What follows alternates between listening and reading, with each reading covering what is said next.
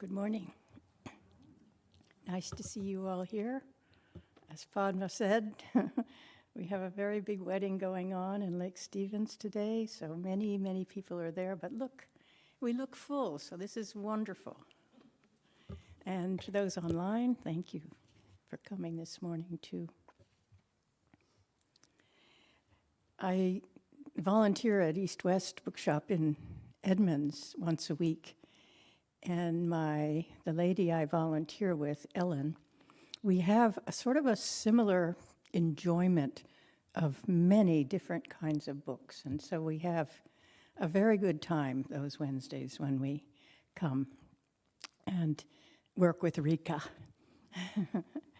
And so I found in my hands, or she handed to me the other day, a book that she said I had expressed interest in.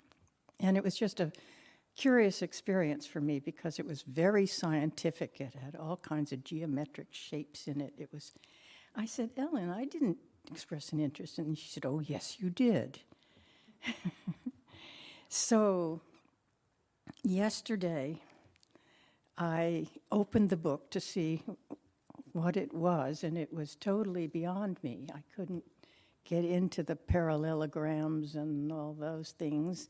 It was a scientist. I really don't know what he was doing. However,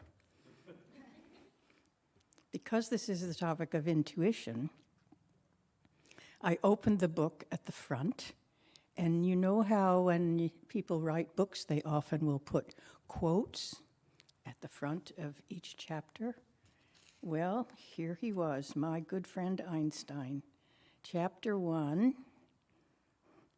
The intuitive mind is a sacred gift, and the rational mind is a faithful servant. We have created a society that honors the servant and has forgotten the gift. Very interesting way of putting it. And yet, I've been thinking about this. Thank you, Mr. Einstein. And I realize that it's an interesting thing is happening right now in this dawning Dwapara Yuga, which is one of the cycles of time that they talk about a great deal in India, and it's integrated into Yogananda's work, that understanding that we are constantly evolving through cycles of time which bring us into different ways of communicating. And so here we are in a time that is very materialistic, and our way of communicating in most things is very rational. And of course, the computer adds to all of that. And yet, there's this little flow of interest in creativity. I'd say it's become quite a big river. If you look at the books that were available maybe 10 years ago, there's maybe 50 more of them now that approach the subject actually from many different points of view. And Swami Kriyananda, who founded Ananda, wrote a book called Art as a Hidden Message. And for me, I've practiced art just about all my life in different forms, that book is a challenge. I enjoy many of the chapters, I understand many of the chapters, and there's still always something I can't quite grasp. So that keeps it right on the top shelf of my bookshelf. And I'm trying to get deeper and deeper into it. Robin is helping, and she and I have gotten together to do classes on art. Art is a wonderful way to explore the intuitive mode. And so it's like the rational mind is wonderful. You know, I was a librarian. I understand researching and figuring things out and putting things together. And we all go through school and get a relatively broad education in intellectual pursuits. But it's only one way of going at it. And Yogananda's teachings and our attraction to the spiritual path, I think, comes from that intuitive place where we understand there is something beyond the facts. There is something beyond this world that is very, very important for us and for our development. And that's, of course, the spiritual life. And what the spiritual life demands isn't that we take things apart. There's a lot of intellectual pursuit in the spiritual life. But the real question is, how is it going to change us? And what is it that we need to do? And certainly what we need to do is to open up to the stillness. That's become a very important word for me lately. I've used several different words to express how it feels to come close to God. You can say joy, as we had in the reading this morning. Yes, that's certainly true. And peace and love, certainly. But right now, the word that I'm using for understanding is joy. And I found a little expression that Swami wrote in probably Living Wisely, Living Well. And he says to, let me think if I can put this together. Oh, it's in front of me in my room, and I see it every day. And every day I look at it, I'm surprised. Talk to God about everything. Talk to God about everything. And just yesterday, I wrote to my friend Suzanne Pardee, who's a calligrapher, and I said, can we work together to put a little card that just says, talk to God about everything? And she responded right away and said, yes. And what about putting a piece of art behind it? I hadn't thought of that, but that we're in that project now. What it is about that little phrase, talk to God about everything, is it brings me back, like nothing else has so far, to that stillness and to that engagement.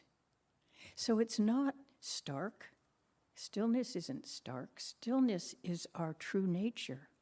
And talking to God is the soft flow of the light of God. And when you are invited to talk to God about everything, imagine what you gain from that. And so every moment that I read that, I'm probably engaged in some other pursuit. And it's so needful to me to remember that I can ask God about this. It doesn't matter what I'm doing. It doesn't matter what's in front of me, whether I'm doing I still keep a checkbook. I check up on the bank to see they have it right. But to talk to God about everything, it's just so sweet. So I'm going to make a lot of those little cards, and I think I'd like to put them down here on the desk so everyone can pick it up and try it as a reference point each day. It's really quite lovely. I have recently established a kind of a devotion to Yogananda's mother, Gyana Ghosh, who's pictured here. I don't quite know how it happened, except probably in the time when Padma had the inspiration to ask Patricia to help her to create this beautiful portrait of Master's mother. And Kriyananda, our spiritual teacher, said, perhaps it would be the right thing for us as devotees of Yogananda to see Yogananda's mother as our divine mother.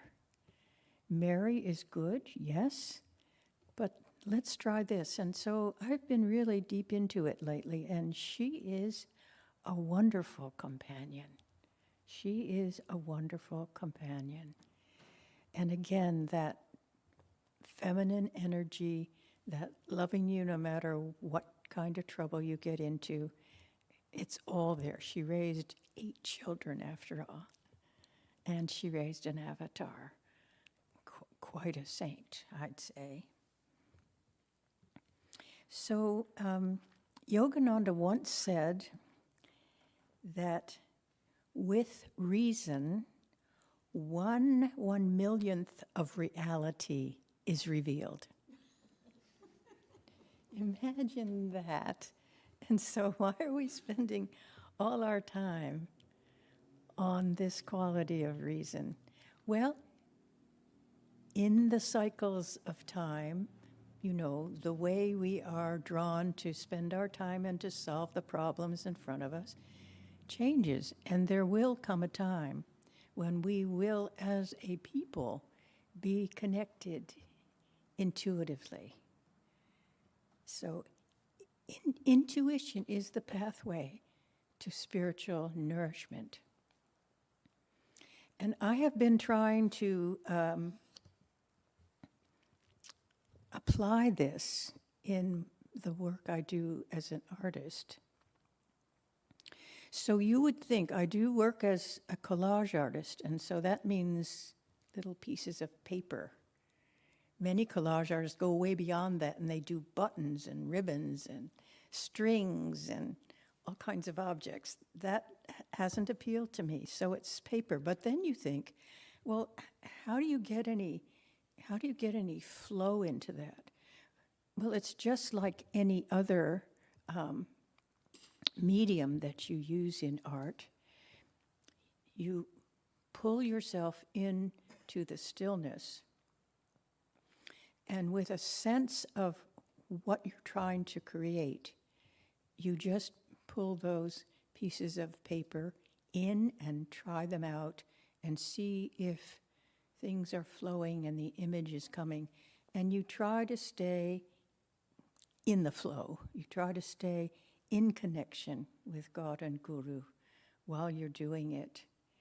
And then the lovely thing is, you can always pull something off.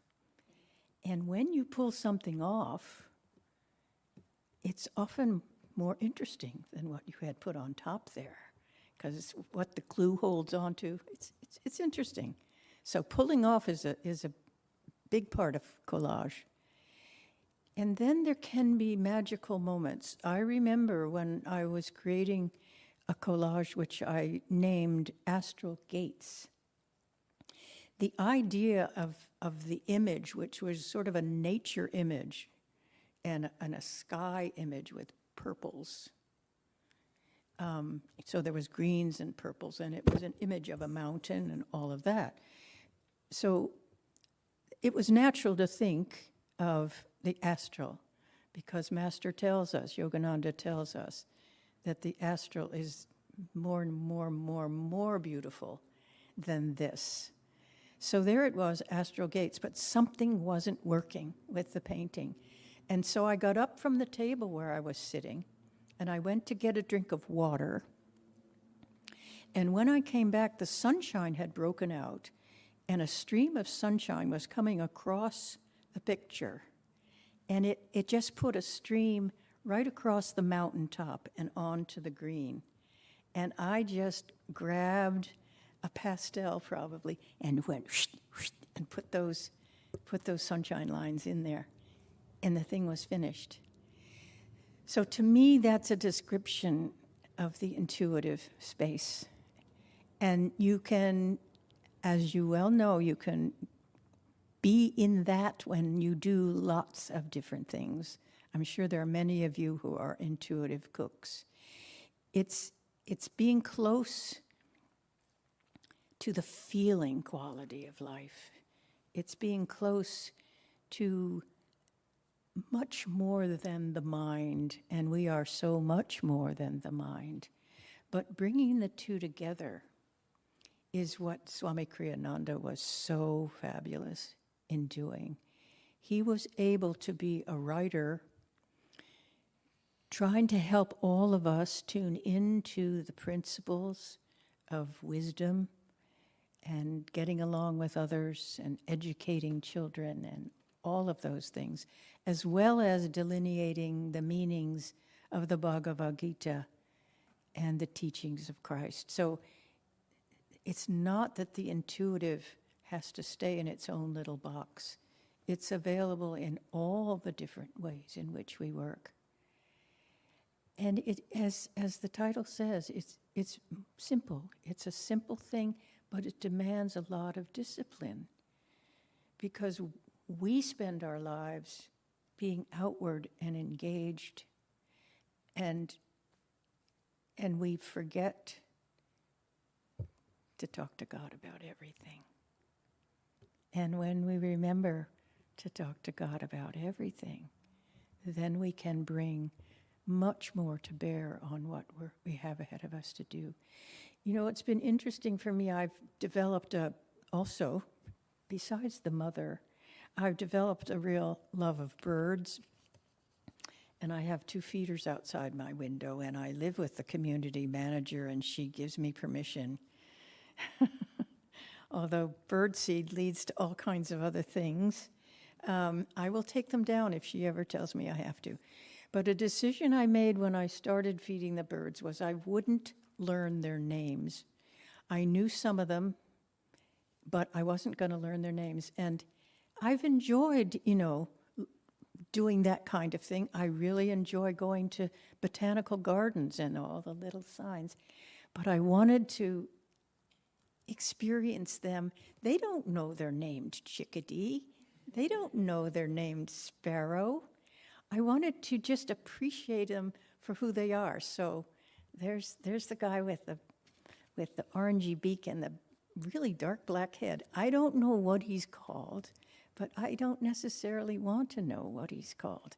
I just want to live with birdness, and they are a riot. I mean, they are really something. And the mother bird takes care of that baby until they're both the same size. Sometimes the baby's bigger, and you're still wanting to have the mother feed it. Anyway, it's a very charming experience and very enjoyable, and keeps you in the heart side of yourself. So I was speaking with a friend the other day, and she's taking the course called The Art of Spiritual Counseling. And I was very struck because she was giving me an interesting description of how practice counseling is done. And since I haven't taken the course that Padma is currently engaged in and has developed for many years, but I've taught in it, I was very fascinated because I hadn't seen practice counseling going on. And I realized how much intuition can be developed in that process, and in a very present way, because Padma suggests that you sit together and each one of you take on, one becomes the counselor and one takes on a part like an actor. So she tells you, you are a person who has done this, and now you're feeling trouble, and now you're coming to ask about it. And on top of which, a spiritual counselor does not give advice. Swami said, it's useless to give advice. Most people don't follow it anyway. That was his experience. But what you do is you hold the space, you get into your stillness, and you listen, and you help the other person to reveal what their wisdom is, what their next step is, through their own intuition. So you get into this holding of the flow of intuition between you, and amazing things can happen. And one of the things that does happen is they will suggest that they're going to do something, and it may be contrary to your sense of saying things, but you have to hold your tongue. You have to have them speak more about that, because it's bringing out the best in them. It's bringing out their innate wisdom. And this is what the intuitive flow is all about. Thank you.